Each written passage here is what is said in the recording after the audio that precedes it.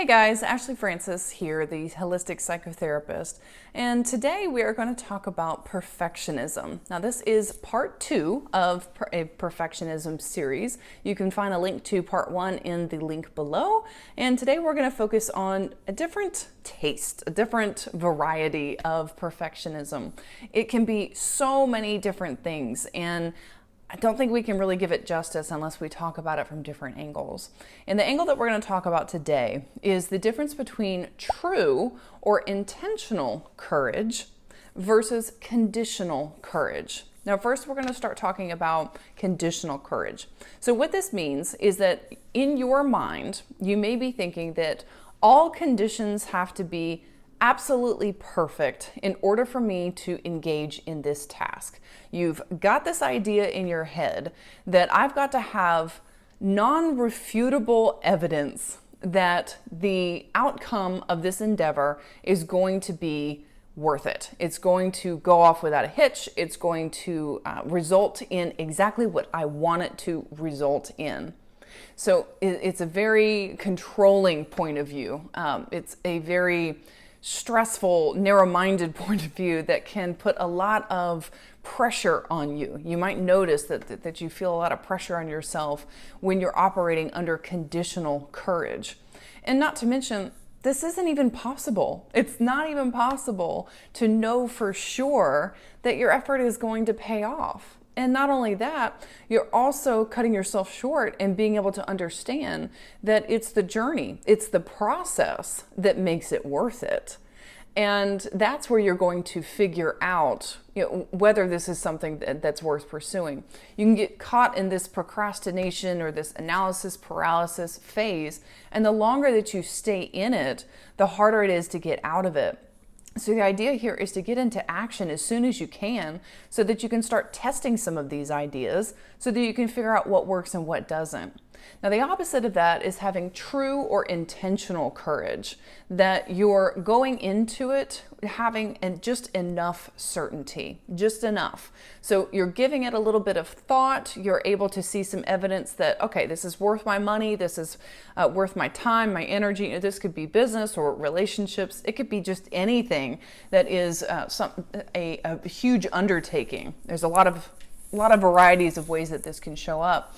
But when you're being true and intentional in your courage, you're understanding that you are not even in control of the outcome anyway. You're not. The only thing that you're in control of is your actions.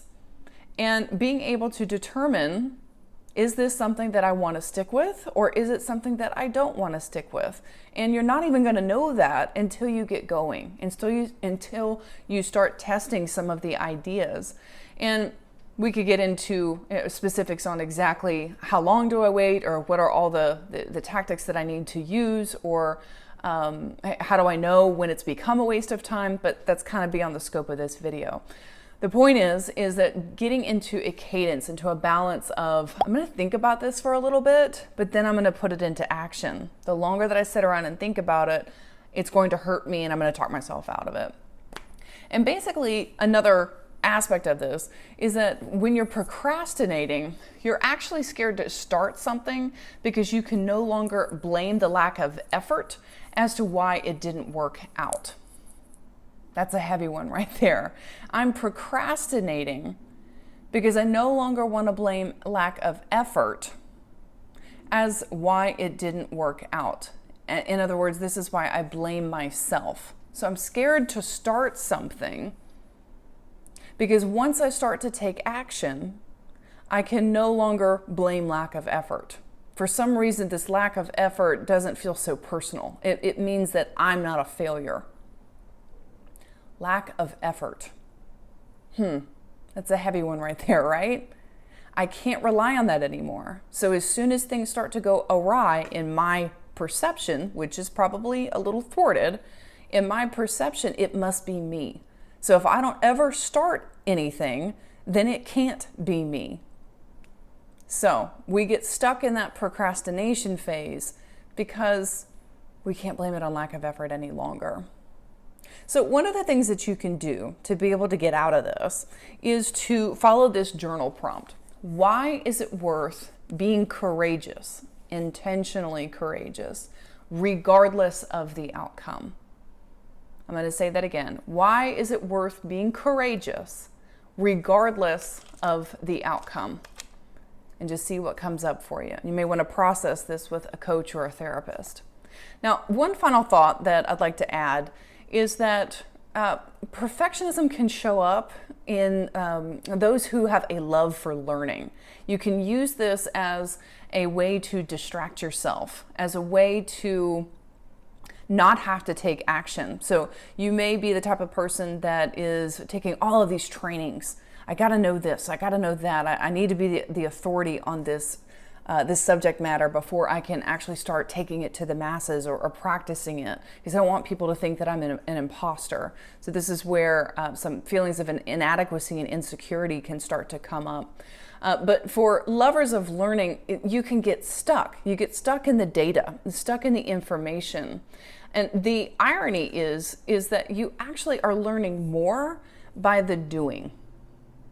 You're learning more by the doing, simply because there's so much that is learned in experientially doing things, actually acting them out and putting them into action, that you're learning about yourself.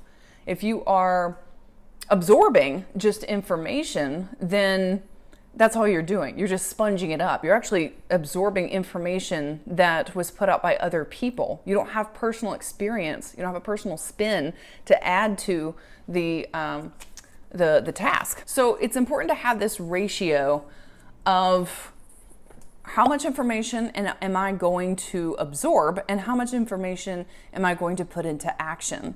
So it can be good to just establish this balance of, okay, I'm going to give myself 1 hour of reading, listening to a podcast, watching a documentary, and then I'm going to use another hour right behind it to put it into action. So whether that's making a video or talking about it to someone or teaching it to someone, finding some sort of way of putting it into action as soon as you can. So I think that 1-to-1 ratio can be really helpful, but you find what works for you. The whole idea is that it shouldn't be too lopsided. You know, if you're spending like 7 hours researching and 1 hour doing, that's not going to do you much good.